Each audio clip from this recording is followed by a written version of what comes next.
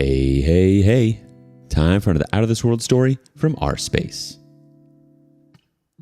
What makes someone good and what makes them bad? Why are we so quick to defend the good in someone even when they've treated us poorly? Let's get down to the nitty-gritty today on rSpace. Up first, why do we allow ourselves to be hurt by the ones we love? Our first OP sheds some light. How long have you stayed with your cheating partner after you found out? I'm getting to the point I don't love her how I should be anymore. 10 years together, almost 11. She cheated on me with a bloke from the bar she worked at 2 years into our relationship. They had sex twice I knew about. We worked it out as best we could, and eventually it was pretty harmonious. We had one child, then another. They're 7 and 3 now. 2 years ago, I found out she was messaging some bloke at her new job, quite a lot. X is at the end of every message.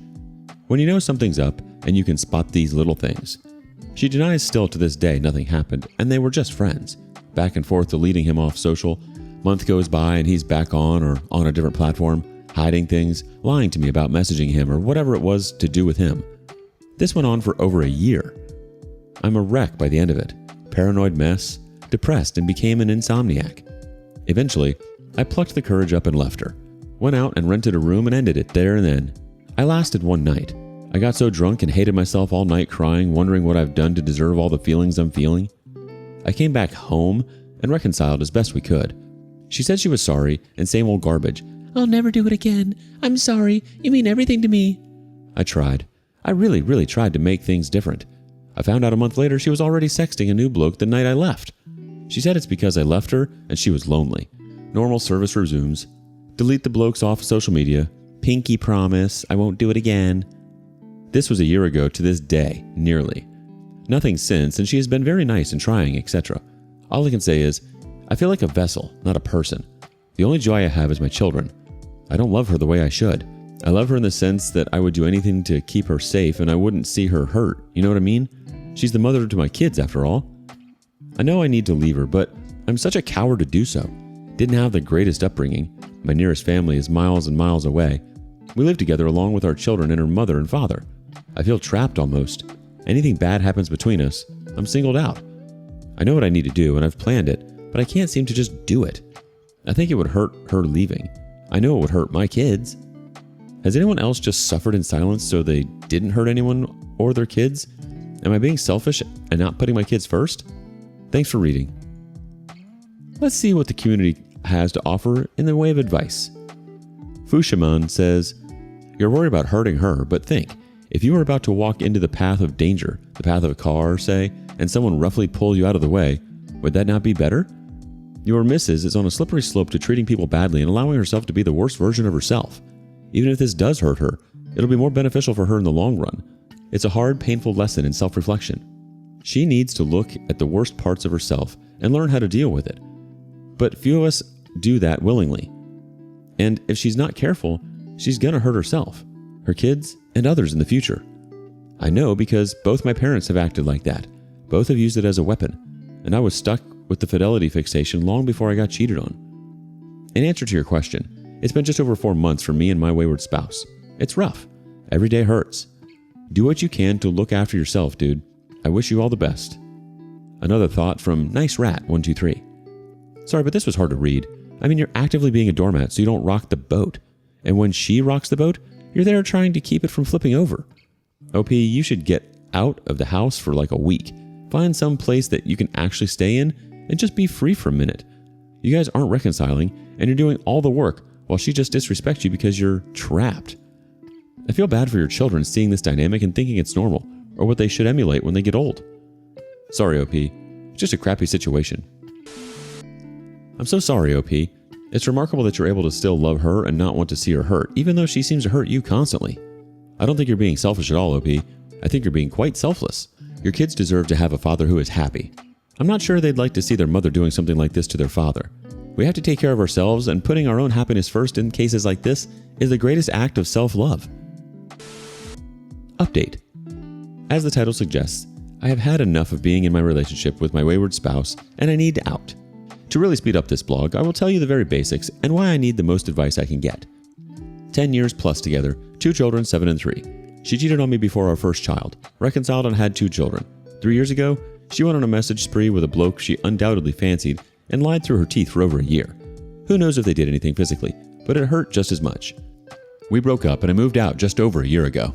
I lasted a night without her and I came back.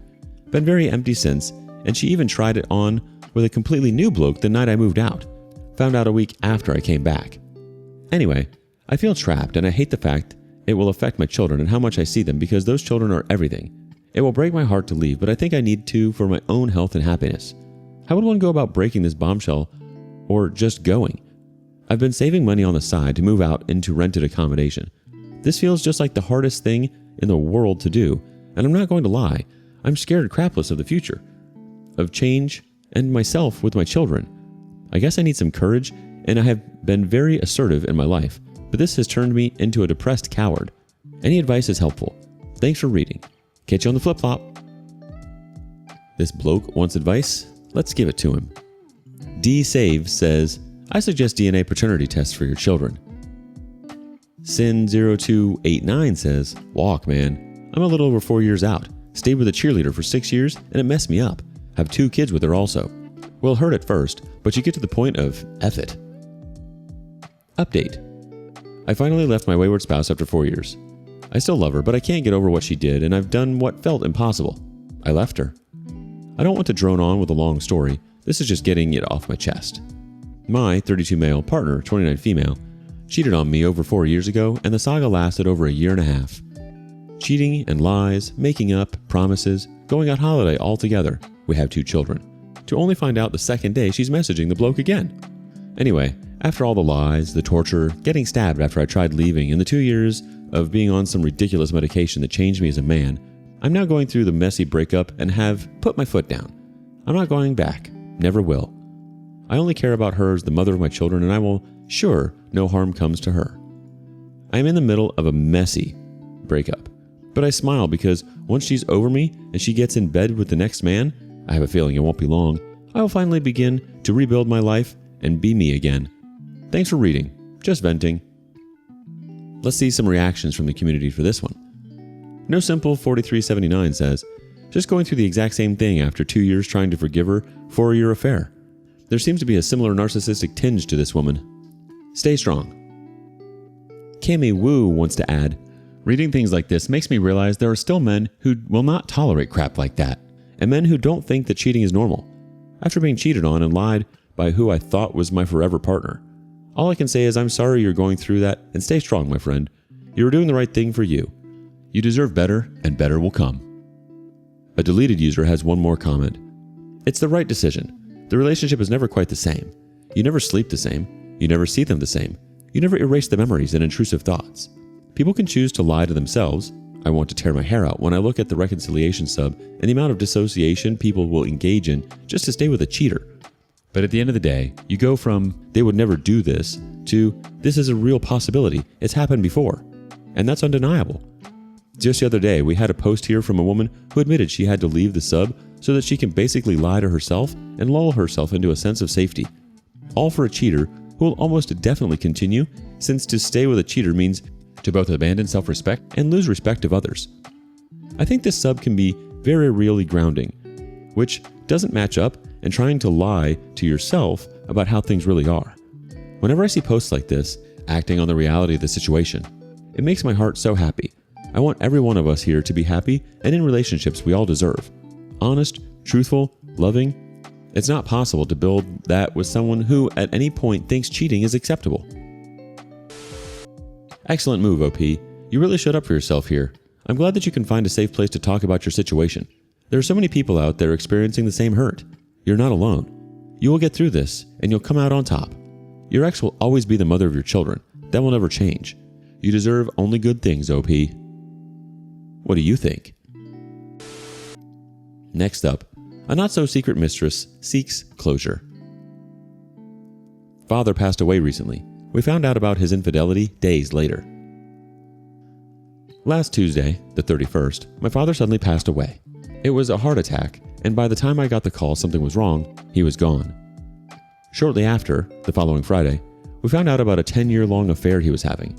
My mother caught him with this woman before. 2011-ish, she had found Facebook messages open on the computer. After a while, she threatened to speak to a lawyer and get a divorce, but my father was apologetic and promised he would stop. That was the last we heard of it. approximately 6 or 7 years ago. I didn't even know her name. He moved out mid-2020, saying he was going to live with his brother surrounding a turbulent household environment. We believed him at the time because his brother had just had an emergency which could have killed him. Even though he moved out, he would still come up and help around the house 3 to 4 times a week on average. At one point, he moved out. My mom asked him if there was someone else, and he said, "No, it's only ever been you."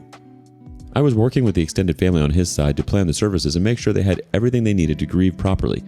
At one point, they wanted to add his mistress's name and family, her sons, daughters, grandsons, etc., to the obituary. When I said it was ridiculous to include a mistress's name and family in the obituary, was I wrong about that? My extended family told me to remove their names as well. They said that they'd rather have the obituary be about my father and they feel names are unimportant. Afterwards, I found that the extended family copy-pasted the text of the obituary onto Facebook, removing my mother's name and adding back their names and the mistress's name and family. They also put at the bottom that their family and the mistress's family are planning a celebration of life for my father, unbeknownst to me. It is at this point that I become enraged and feel lied to, telling them that I am refusing to attend services, which I am paying for in full, and mention that I wish to speak of it no longer because I want services to be about the good part of my father and not me or this affair. I say that I cannot be at the funeral with this woman, with the entire town and extended family that referred to my father as her boyfriend supporting her. Even outside of my own feelings and how sick I'd be in that situation, I didn't want to ruin the situation for others who were grieving by refusing to acknowledge this person and her family. I also can imagine the ceremony would be immediately ruined if I reminded everyone that my father was married and this woman was a part of a 10-year-long affair. Maybe some people didn't even know this was going on. They were all calling him her boyfriend. My uncle then tells me how sheltered I am. Complete BS. Others in the extended family start reaching out and blaming me for why they have been distant all this time, implying that I need to grow up and everyone has flaws, completely defending this woman and my father's actions, saying that everyone has flaws.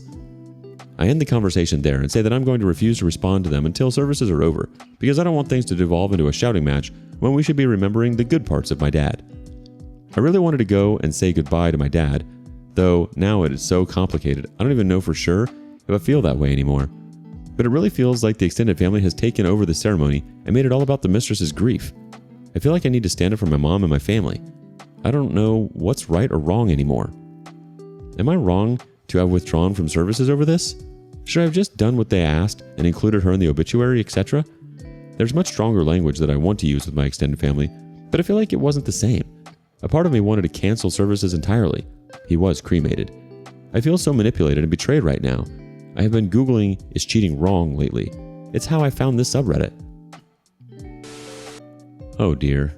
I don't think you were wrong at all, OP. I think it was a bit outlandish for them to include the mistress in all of this, especially since she was the other woman, and you were paying for the service. They have no right to make those types of decisions. And I don't believe the mistress is in any right to be making requests for public displays of grief. I also think the drama of this is totally taking away from the fact that your father passed away. It's definitely not allowing you to grieve the loss of your father properly. You are right to feel how you feel. Update 212. Thank you all for the support. I woke up today not feeling crazy for the first time since the confrontation about the obituary with my extended family.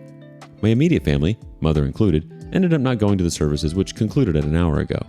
I'm still intending on paying for it, but perhaps if I reached out here earlier, you all might have convinced me to cancel the entire thing. There are some really good points in the comments section, though I still felt it was important to provide a space for those who weren't involved in this affair to grieve. My immediate family is still trying to piece together what was real and what wasn't. If we come to a conclusion and we find that there was still some good in my dad and he wasn't here purely for financial gain, we'll hold our own goodbye ceremony for my father with his ashes, even if that's a few years from now. I will also commit to blocking my extended family and removing them from our lives. I still have a bunch of questions like, why didn't he just divorce my mother many years ago, or even in 2020? My mom offered him the door many times and he rejected that. It'll be a while before I find an answer. I'm going to go rest for the first time since he died. If there are any charitable causes that I can contribute to for surviving infidelity, please let me know via DM or comments after this update. I'm reading everything. Even this small post was super helpful for me, and I'd love to help ensure that others going through something similar can also find relief. Thanks again for the support, advice, and sanity check. Let's get a couple quick comments from the community too. Typical Agency 8984 says, cancel the service. If she has an issue, she can pay for it. Sassy Sweet 95 says, girl, are you insane? You're literally paying for it. You're able to do whatever the F you want. change the obituary and repost it. Cancel or just change the whole service date and don't even invite them. The OP replies, "We were able to submit the version we wanted for the obituary, thankfully. It's just that the local community also got a version for my extended family when they reposted it on their Facebook pages with my mother's name removed and the mistress's added, and my extended family also added back their own names. I did consider canceling the entire service after they lied about why they removed their names from the obituary. Clearly it was not about making the obituary about my father since they added their names back on their Facebook post. It was about wanting to have the mistress's name on it and my mother's name removed. I felt completely unsupported and betrayed by them and hurt for my mother. The reason I didn't pull the entire service was because financially, I'm doing okay right now and I felt it was important for others who weren't involved with the lies surrounding this affair to have a place to say their goodbyes. They aren't all bad people, though right now it's really hard to tell friend from foe since this talk around town was that he was the mistress's boyfriend. The community he died in is super close-knit and was his hometown. The funeral director himself knows the mistress and her family, as well as my extended family and my father." Let's get one comment from the community. Rage Sadness All in One wanted to say, "A 10+ year affair when you don't divorce your wife, you just move in with your mistress and don't tell your wife and kids, is not a flaw. And I would be super duper clear about that with any supporters of the affair." It does seem odd for them to remove your mother's name from the obituary. Not only odd, it is just a slap in the face. It's going to take some time to process. Not only are you processing your father's death, but you're processing the man you thought he was. His death revealed a whole heck of a lot. Take your time. I'm sorry that you had to find out this way and that it went down the way that it did. Have you ever uncovered his family secret? Let us know in the comments below. Thank you for joining us today on rSpace. Like and subscribe and hit that notification bell so you don't miss out on our next video. We'd hate for you to miss out. If you want to listen to more stories from me, check out our lounge where I feature a larger variety of non-cheating related stories. See you there.